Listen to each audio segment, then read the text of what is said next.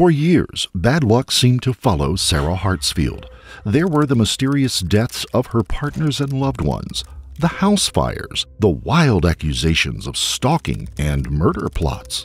But the mother of four always bounced back, finding new cities, new husbands. It was only when husband number 5 died that the questions began. Had it really been bad luck plaguing Sarah all these years, or was there more to Sarah than anyone had imagined? Something truly terrifying. Join us in uncovering the depraved life of Sarah Jean Hartsfield. At the time of this story, Sarah Hartsfield is under indictment for murder. Previous cases have also been reopened for further investigation. Charges have yet to be placed. She is presumed innocent until proven guilty. Before we begin, we would like to send our deepest sympathies to the loved ones of Joseph Hartsfield, David Bragg, and all those victimized by Sarah Hartsfield. Beach City, Texas is a community of about 3,000 residents on the outskirts of Houston. It is a small town surrounded by grasslands and lakes, a place where the residents enjoy wide sandy beaches and sweeping views across Trinity Bay. In early 2023, 2 of those residents were newlyweds Joseph and Sarah Jean Hartsfield, who met on a dating app earlier that year. At the time, 46-year-old Joseph had been working as a parole officer in Huntsville, Texas, but with his kids getting older, he was ready to find love again. And with Sarah Jean, Joseph felt like he had hit the jackpot. Charismatic and intelligent, 47-year-old Sarah was a 20-year veteran of the military who had risen to the rank of Sergeant First Class. She was a devoted mother of 4 grown children, and she made Joseph feel like the most important person in the world. As for Sarah, 4 failed marriages had left her questioning her judgment, but with Joseph, she felt she had finally found someone who treated her the way she deserved. He's the guy you jump out of plane with. Like, he's that person. Like, whatever you're ready for, he's always ready. He always has your back, no matter what, right or wrong, he has your back. The pair married only 3 months after meeting. Days after the wedding, they up and moved 2 hours from Joseph's family to a house in Beach City, a stone's throw away from Trinity Bay. It was a whirlwind start with a promising new life. But in those early days, Joseph didn't really know the real Sarah Jean Hartsfield. At midnight on January the 7th, 2023, the Chambers County Sheriff's Office received a 911 call from the home of Sarah and Joseph Hartsfield. It was Sarah who told the operator that she had just found her husband Joseph, a diabetic, unresponsive in his bed with dangerously low blood glucose levels. She had tried giving him jam and juice but could not rouse him. Paramedics transported Joseph to Houston Methodist Hospital, where doctors rushed to save his life. Over the next few hours, he would be pumped with intravenous glucose. Again and again, his blood glucose levels crashed. By now, Joseph had slipped into a coma.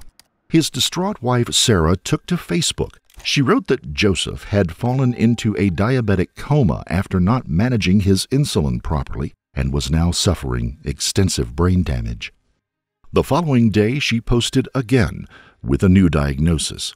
Doctors had now confirmed that Joseph had suffered an ischemic stroke caused by a clogged artery. It was a result, she said, of years of eating too much junk food, and now everyone who loved him was going to pay the price.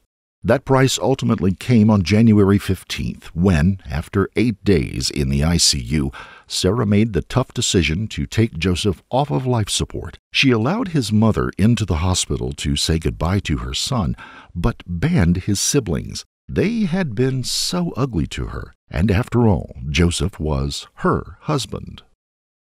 So today we take the time to honor Joseph. In this moment, we admire Joseph and the family's selfless decision to save others through the gift of organ donation. In the depth of grief, hope has been born. Each person has a unique story to tell, one that will surely not be forgotten. May the impact that Joseph leaves behind be a constant reminder of love and hope. It's because of Joseph and his family we are gathered here today and able to offer hope and life to others. A simple thank you will never be enough. May we take this time together in silence to honor the life of Joseph Hartsfield. The videos raised some eyebrows. People felt that there was something off about Sarah's behavior. A quick cremation followed, and an obituary online for Joseph was posted on February the 1st. It read that Joseph had died, quote, due to complications of an ischemic stroke, with his loving wife at his side. But while medics had been working hard to save Joseph's life, detectives from the Chambers County Sheriff's Office had been investigating the circumstances surrounding his sudden collapse. At 6:30 p.m. on the day Joseph was brought into the hospital, the sheriff's office had received a call by a nurse from the ICU who suspected one of her patients, Joseph Hartsfield, was suffering from an insulin overdose. His wife Sarah had been the only person with him at the time. She claimed to have slept through the repeated alerts from the glucose monitor they both wore, and after finding him unconscious had waited 1 hour before calling 911. Doctors also deduced that Joseph's blood glucose levels had been dangerously low for around 6 hours before the paramedics were called. Suspecting foul play, detectives acquired a search warrant for Hartsfield's home. Next to Joseph's bed, they found 10 empty insulin pens. Various items left in the house contradicted Sarah's accounts of her movements that evening. Doctors now confirmed that Joseph had died from toxic levels of insulin, leading to his stroke. With enough evidence to prosecute, Sarah Hartsfield was arrested.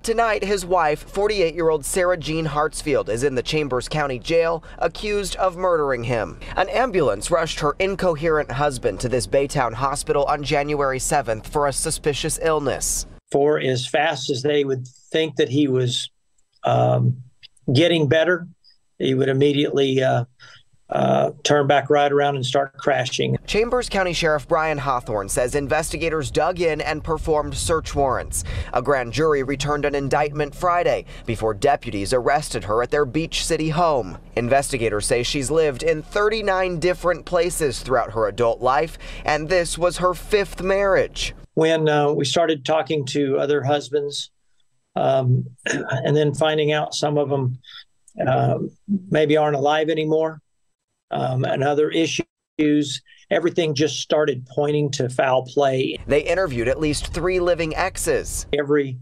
relationship that appears that she's been in, everybody wants out of it because they fear for their life. From the earliest days of the investigation, Chambers County District Attorney Cheryl Like Henry had felt something was off about Sarah. She was right. As detectives investigated her past, they discovered one bizarre incident after the next. Mysterious deaths, allegations of arson, attempted murder, and assault. Was Sarah Hartsfield a serial wife or a serial killer? To answer that question, we need to go back to 1987, when a woman turned up at a Missouri CPS center with her 12-year-old daughter in tow, demanding they take her off her hands. That girl was Sarah Jean Smith. Sarah was put in the care of Barb and Steve Stewart, who lived in a small town 15 minutes from Sarah's own family. Child Protective Services warned Barb that Sarah had suffered significant abuse at the hands of her biological father. Sarah's mother had since divorced her father and remarried, but her new stepfather was fresh out of prison after serving a 12-year prison sentence for murder. Sarah would claim that he'd also abused her, but inconsistencies in her story led to the allegations being dismissed. Inconsistencies in Sarah's stories was something that she'd soon be known for, both among her friends and her foster parents. You just never knew with Sarah what was true and what wasn't, and there was something else that made Barb uneasy. While Sarah never raised her voice, her rage was unsettling. Once, when she was angry, she threatened to call and tell police that Barb's husband had been inappropriate with her. Barb and Steve persevered. Soon enough, Sarah had become a valued member of their family. But then came the first of what would turn into a long line of bizarre incidents. Several years after moving in with the Stewarts, Sarah's 10-year-old brother, who was still living with their mother in the next town, was found lying dead in the front yard. A nylon dog leash was around his neck. Police theorized that he had been playing with the leash on the front porch and he had fallen off, catching the leash on the railing of the stairs, and had strangled to death. A coroner's report estimated that he must have been hanging for 10 to 20 minutes before falling to the ground. His death was ruled an accident, but a police report described the incident as bizarre. Meanwhile, a caseworker noticed that Sarah's mother had showed virtually no emotion over the loss, and there were discrepancies in her story as well. Sarah picked herself up and carried on, and life with the Stewart family couldn't have been more idyllic. There were family vacations at a lake house and regular shopping trips. At school, Sarah's peers remember her as being popular with both the boys and the girls. She was wild and the boys lined up to date her. No one could recall anything about Sarah that might suggest what she would be later capable of. But then came Titus Norenskild. Titus met Sarah in 1991 when he was a junior at the same high school. Titus had a reputation as a trusting, good-natured jock. The two began dating. At first, he found Sarah kind, funny, and caring. As the months rolled on, however, a different side of Sarah showed up. This Sarah was controlling, vengeful, someone who would lie and steal money from her friends. Someone who, when things did not go her way, was frightening. A pattern developed where Sarah would dump Titus, date other people, and then sweet-talk him into taking her back. Against his better judgment, Titus married Sarah in September of 1993. A month after the wedding, they moved to Fort Hood, Texas, so Titus could join the Army. During his first training session, Sarah made the most of her freedom by having an affair. Numerous more affairs followed. By early 1995, Titus was done. He filed for divorce. It should have marked the end of a bad chapter, but Sarah did not take the news as well as he'd hoped. She just, was making it clear that I shouldn't leave her, she would leave me. And then as it got ugly, she told me that, not to be surprised if I don't make it through this. I was honestly surprised to get out of my marriage alive. Because I was in the Army, I had a $200,000 life insurance on myself at the time. So I was very concerned that I would end up dead so she could get the money. By the time the divorce was finalized, Titus was telling friends that he felt lucky to escape with his life, only he hadn't escaped, not even close. When Titus began dating his future wife, Angela, strange things began happening. Angela's car was repeatedly vandalized. Her tires were slashed. Abuse scrawled across the windows. Soon, Sarah began openly harassing her. So she would continuously show up into my life. You'd think she was gone. I have no children with her. There was no reason to be with her at all. And she would call our house and pester me, pester my wife. I was in the service, came back from Germany, got stationed at Fort Hood where she was also, and she showed up in my motor pool with stories of trying to give me stuff back that she kept, just to find out it was a scheme to try to get me to be with her. She threatened my family when I was in Oklahoma and my family was still in Fort Hood area, telling that she's going to be stopping by. Titus and Angela went to the police, but Sarah convinced them that it was Angela who was the problem. It was part of this knack that she had, people said, for charming and manipulating people. Sarah's a narcissist, and she's good at making herself look like whatever she wants or the other person wants to see. The police sided with Sarah, and Angela and Titus were told that if they continued harassing her, they would be arrested. And Sarah still was not done with them. One night, while the couple were babysitting a friend's child, Angela smelled gasoline. Thinking it was coming from her car, she went outside. Someone had splashed gasoline over the whole front of the house. Down the street, they saw Sarah's car leaving. She had tried to burn the house down with them in it. Once again, they approached the police, but seeing her leaving the scene did not constitute attempted arson, so they did not pursue it. However, Titus did get a no-contact order.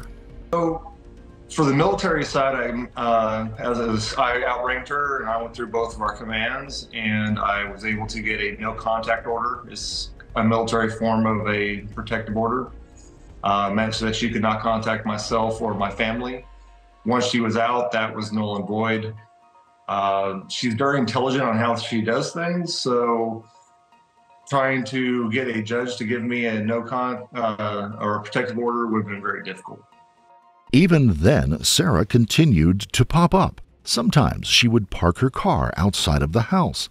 Other times it was visits or phone calls. Meanwhile, her intent on getting revenge had not prevented her from finding a new target. This time, it was Titus's best friend, Michael Traxler. The same month her divorce to Titus was finalized, she married Michael and relocated to Houston, Texas. Like with Titus, the nice girl facade didn't last very long.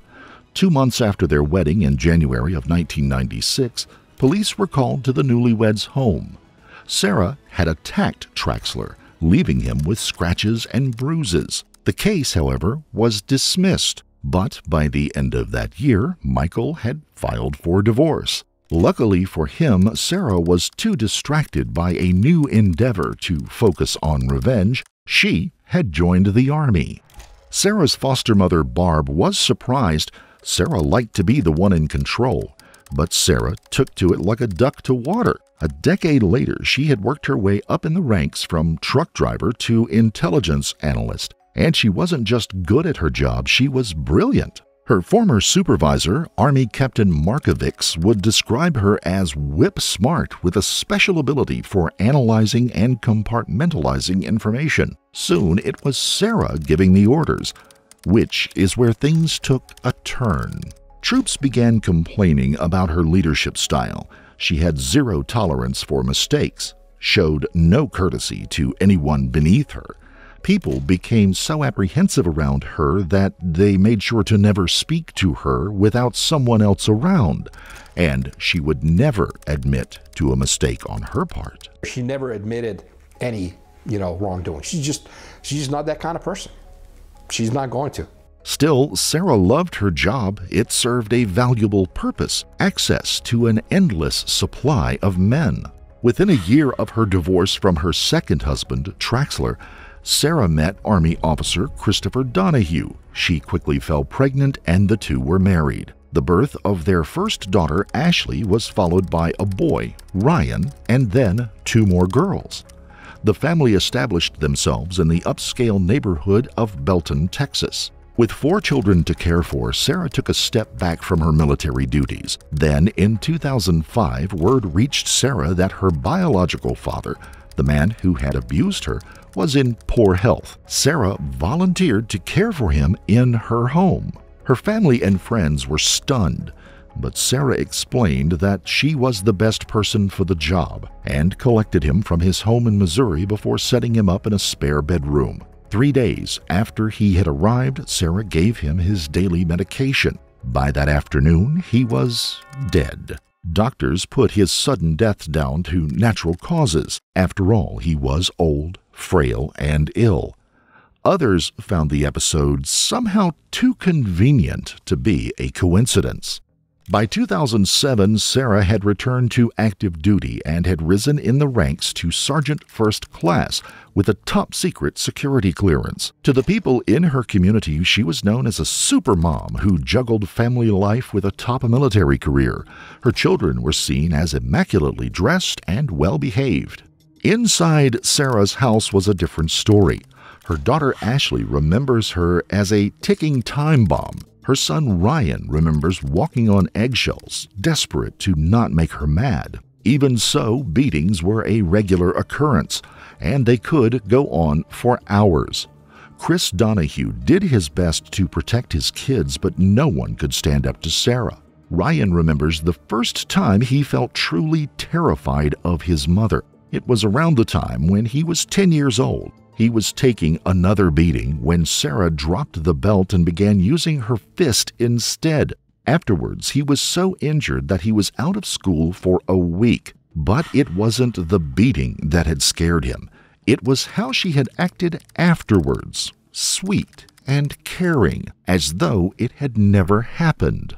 Sarah's eldest daughter, Ashley, threatened to call Child Protective Services. Sarah told her that if she did, she'd make sure that she had a good reason to, but other adults started noticing bruises. In one report made to Child Protective Services, Ashley was described as having a black eye, whip lacerations across her back, what appeared to be broken fingers as well, but when Ashley was questioned, she said the injuries were from an accident. The family mantra was, what happens in the house stays in the house. By now, Sarah felt immune to consequences, untouchable in the eyes of both the military and the community. Then came 2014. Sarah received a call from her eldest brother, Cody. Their grandmother, Merle, had passed away, leaving behind a house and 325 acres of prime farmland. The family drove to Missouri. Everything was friendly for the first day or so, until Sarah asked her brother about the will. Cody and his wife had been helping Merle tend the farm for years. Merle had left Cody everything and nothing to Sarah. A screaming match broke out. Later that day, a U-Haul came down the drive. Sarah spent the day loading Merle's possessions into the U-Haul. Cody let his sister do her thing, hoping it would satisfy her. He was wrong. At 2 a.m., Cody, his wife, and their 8-year-old young nephew were sleeping when Cody woke to the smell of smoke. A blaze was ripping through the drapes of the family room and across the wooden floors. Smoke was already black and billowing. He got his wife out of the house before briefly passing out, then managed to crawl out the door and to his brother's place for help, who rescued the nephew from the flames. The family were treated in hospital for smoke inhalation. The next day, Cody rang Sarah. He knew she had tried to kill them, and part of him wasn't even surprised. He just had 3 words to say to her. It didn't work. The fire department found the cause of the fire to be undetermined. A fire marshal felt differently. The fire had been lit in an area covered in poison ivy. When he questioned Sarah the following day, she had poison ivy on her face. But again, no charges were filed. The death of her grandmother marked more than just another suspicious fire in Sarah's life. It was the start of yet another extramarital affair. At her grandmother's funeral, she had run into an old childhood friend named Brian Altus. Sarah told Brian that she and Chris Donahue were getting a divorce. Brian was quickly smitten with Sarah. He would later describe her as having something irresistible, a way of talking to you that made you feel like you mattered. And then the crazy came out. He said, if I didn't answer a text, she'd send an email or a Facebook message to me. If I didn't respond quick enough to one of her questions, she would go ballistic. Whenever she was mad, it was like World War III. Soon, Brian had tired of the relationship, but Sarah hadn't. Brian filed for a restraining order. She responded by telling him that she was pregnant. Brian didn't believe her, but agreed to meet at her house, where another argument broke out. Before Sarah left, she used his bathroom, where she spent so long that it made Brian uneasy. When she eventually left, he headed to a bar to celebrate. He had been there for 20 minutes when local police called to tell him that his house was on fire. By the time it was extinguished, his home had been gutted. An investigation ruled the cause of the fire to be faulty wiring. But Brian knew Sarah's skill set. He would later tell friends that he had dodged a bullet. But the next guy in Sarah's life wouldn't be so lucky. 43-year-old David Bragg was an Air Force veteran who ran into Sarah at Fort Hood, where he was doing some contract work. Bragg had a southern charm about him. Sarah launched her own charm offensive, and soon the pair had embarked on a secret affair. With Chris Donahue stationed in South Korea, Sarah moved Bragg into their spare room and told the children he was a friend. Bragg's mother would later say that he was head over heels in love and believed Sarah was the great love of his life. Meanwhile, the long-suffering Chris Donahue was finally done. He filed for divorce, and Sarah got engaged to David Bragg. Bragg had just accepted a new job in the small town of Garfield, Minnesota, where he found an old farmhouse that needed fixing up. He took on the task of repairing it and told Sarah to wait until it was ready. She ignored him. No sooner had he started the repairs when Sarah began turning up with truckloads of household items, and before he knew it, she had moved in along with her 3 youngest children. That is where the trouble began. Bragg's work on the house was irritating Sarah. He was moving too slow for her liking. He was making poor decisions. She criticized and berated him, regularly lost her temper, and for Bragg, alarm bells began ringing. This was the other side of Sarah, and it scared him. Bragg confessed to his brother that he wanted out. He told his parents he was deeply unhappy and began making plans to end the relationship in a way that would avoid too much upset. But he would never have the chance. On May the 9th, 2018, police were alerted to an incident at the old white farmhouse in Garfield. There, they found Sarah waiting for them, and David Bragg dead on the living room floor, a bullet in his heart. Sarah told police that Bragg had gone into a jealous rage over her ex-husband Chris and grabbed one of the 2 guns she had been carrying. As he fired, she had dived to the base of the stairs and fired back without aiming over the staircase railing. To her son, Ryan, it sounded farcical, like a bad action movie. He was the only one who doubted her story. Bragg's family knew he was an experienced military man with great marksmanship. The whole story sounded far-fetched. Bragg's brother felt it was planned. Seeing and knowing my brother and knowing the situation around it and the conversations that he had, with my parents about leaving and getting out of the relationship, it just felt dirty. It felt wrong. Before David Bragg died, Sarah had said to her daughter Ashley, "If anything happens and I have to defend myself, call this number and tell them to pick up the girls." When Ashley heard of the shooting, she was convinced her mom had planned to kill Bragg, believing that Chris Donahue would take her back if Bragg was no longer in the picture. An investigation found ballistic evidence that supported Sarah's claim of self-defense, and police didn't press charges. David Bragg's family were devastated. Sarah had her son Ryan clean up Bragg's blood and carried on with life as normal. Weeks later, she had moved another man in. Sarah told her foster mother Barb about the new man. At the same time, she broke the news of David Bragg's death. For Barb, this time the crazy had become too much. She ceased contact with Sarah. Sarah's new man was 59-year-old David George, a local farmer. George would later claim that he'd only met Sarah a few times before the shooting, when he would drop off propane at the house. But in a heavily redacted affidavit from the day of the shooting, one odd detail stood out. George's name lists among those at the scene or connected to the events at the time. And there was something else unusual. On January the 31st, 5 months before the death of David Bragg, George's longtime partner, Becky Kunz, age 62, had unexpectedly died. Her death was put down to heart valve problems, but an autopsy was never conducted. Within days, she had been cremated, and George had emptied his house of her possessions before any of her family had a chance to salvage any keepsakes. Becky's brother, Dana Kunz, said that he found George vague with the details of his sister's death. Everything felt rushed, he said. Her sisters were upset that her belongings had been cleared out, something they said didn't feel right. Then, on August the 31st of 2018, soon after the death of Bragg, the home George had shared with Becky mysteriously went up in flames. George told police that he and Sarah were in Texas at the time. 2018 had been a very busy year for Sarah.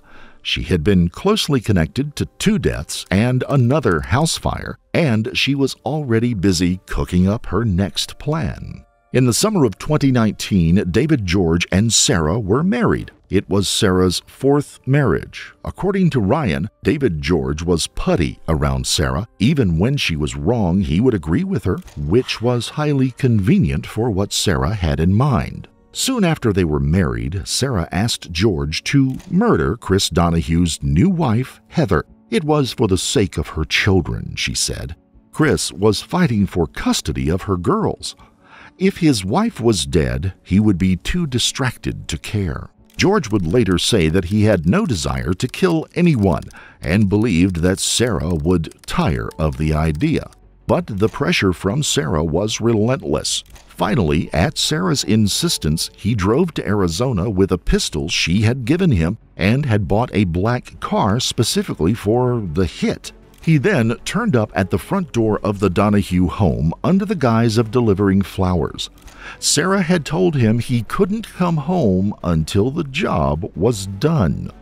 This doorbell footage from the Donahue house shows George with a bouquet of roses. But instead of Chris's wife, it was Chris who answers the door. He asks if the flowers came with a card. George says he'll check, then walks to the car and drives away. George had botched the plan, and when he returned, he found himself banished from both the house and Sarah's life. The botched murder plot might have stayed secret forever had it not been for the fact that Sarah's daughters had overheard them talking and had told her father. Chris Donahue promptly contacted the FBI, who assigned a police officer to monitor the house. He also filed for full custody and a restraining order. He was granted both, but again, no charges were filed against Sarah. George told the police that the allegations were lies and fabrications and that Sarah did not present a danger. Sarah returned the favor by filing for divorce. The devoted George would later tell a journalist that he had been burned. He had loved Sarah and lied to protect her, only to be discarded. He then added that Sarah only had two loves in her life, herself and money. Predictably, Sarah was not single for long. Soon she had made the fateful connection with Joseph Hartsfield. Now 47, Sarah had retired from the military on 100% disability. She claimed she had physical injuries, post-traumatic stress, severe depression, and had 3 battles with cancer in different parts of her body. Having lost custody of her children, she was free to reap havoc anywhere she chose. In January of 2022, she sold the white farmhouse and moved to Huntsville, Texas, where Joseph was living and working. 3 months later, they were married and living in Beach City. Having taken him 2 hours away from his friends and family, Sarah now tried to prevent Joseph from having any contact with them at all. Sometimes she would block their numbers on his phone without his knowledge. His friends and family raised their concerns with Joseph, who had raised the issue with Sarah. Sarah retaliated by telling Joseph that his family had normalized emotionally abusive and controlling behaviors, and that they were trying to thwart his only chance at happiness. It was her temper that finally brought Joseph to his senses. It put him in fear for his life. He began going to work hours earlier than necessary just to escape her. He just said, "Mom, I'm done. I can't do it anymore. If I stay, she's going to drive me crazy." In December of 2022, Sarah's messages about Joseph suddenly turned venomous. She wrote to one friend that he had destroyed the house and would regularly leave food out and mess everywhere. To another friend, she wrote, "Joe has turned into a nightmare. I can't take the level of financial irresponsibility. He was just looking for a meal ticket and a way back to a lifestyle he could never attain on his own. I have to save myself and figure out how to recover. I have a plan. It's now a matter of implementing, executing, and finding a place to go." Like any normal person would, her friend assumed that she meant divorce. She told her daughter Ashley that Joe was an empty person. By Christmas, her hatred for him was all she could talk about. On the 29th of December 2022, she posted on Facebook, "A man who has mommy issues tends to approach relationship issues like a boy. Arrested development will turn a marriage into a daycare. Pay attention." Meanwhile, Joseph was making secret plans to divorce Sarah. But he was nervous. He confided in several friends that he was worried Sarah might try to kill him. His mother was also scared of what Sarah might do and prayed every night that nothing would happen to him. On January 5, 2023, Joseph returned to Huntsville and made arrangements to stay with a relative after he had sorted things out in Beach City. He'd opened a new bank account. Again, he told friends that he was worried Sarah might do something.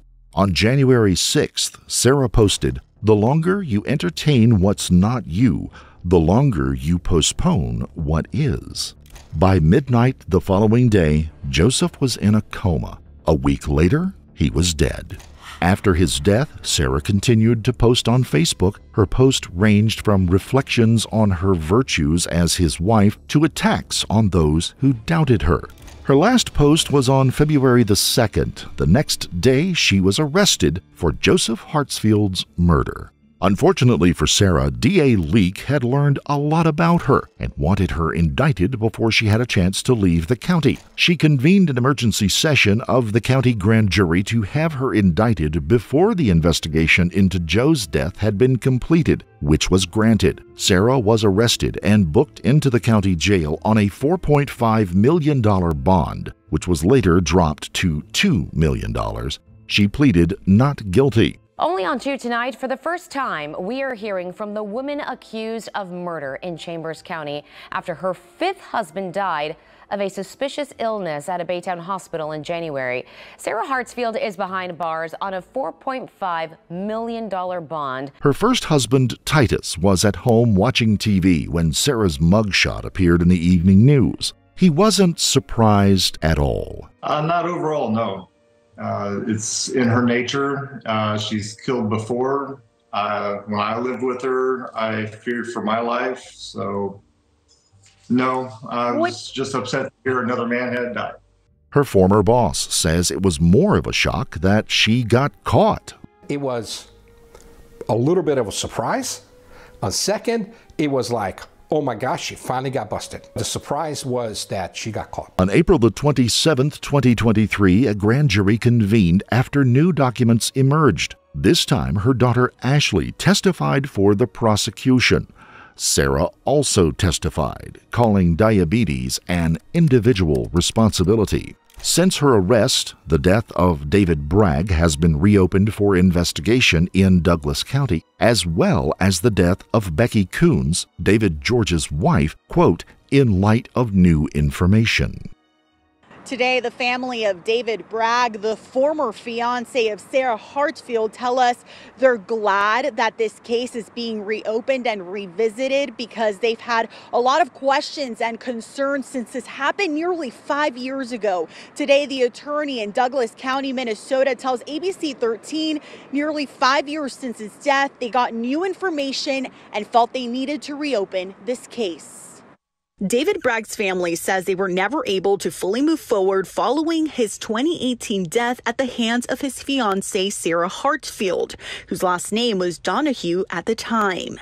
A determination letter written by Douglas County, Minnesota attorney Chad Larson 4 years ago states Sarah shot and killed Bragg after an argument became physical. An investigation determined she acted in self-defense. But now, the same attorney tells ABC 13 the sheriff's office there received new information last night, causing them to reopen the case. As for Sarah, she is as bitter and vengeful as ever. In a statement sent to KPRC Channel 2, she wrote of Joseph's family. They were repeatedly divisive, intrusive, and didn't want to be a part of our life.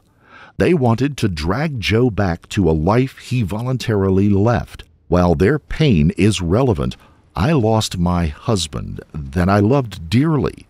They ensured I suffered alone every step of the way, no matter how many olive branches were extended to them. Joe would be absolutely horrified at the hate campaign they enlisted against his wife. So, after so many husbands, lovers, friends, and children, who does Sarah have left? Only people who have been waiting for retribution for years. Sarah's son, Ryan Donahue, says he always believed the bad stuff would catch up with his mother. It's unreal seeing my mom in that jumpsuit now, he says. I've waited for it my whole life. As for whether there might be other victims, Sarah's son Ryan says, "Absolutely. There are some I have in mind that I'm kind of waiting to come to light." Sarah's response to Ryan, only that she's disappointed that they weren't supporting her after all she did for them. If you found this story compelling, don't forget to like the video, comment down below your take on it, and please subscribe to the channel. Less than half the folks who watch our videos are subscribers. It's free and easy, and it makes it possible for us to continue to bring you great true crime content. Also, hit the notification bell in order to stay up to date each time we reveal a new shocking case. Until next time, stay safe and keep your eyes peeled. You never know what's lurking in the shadows.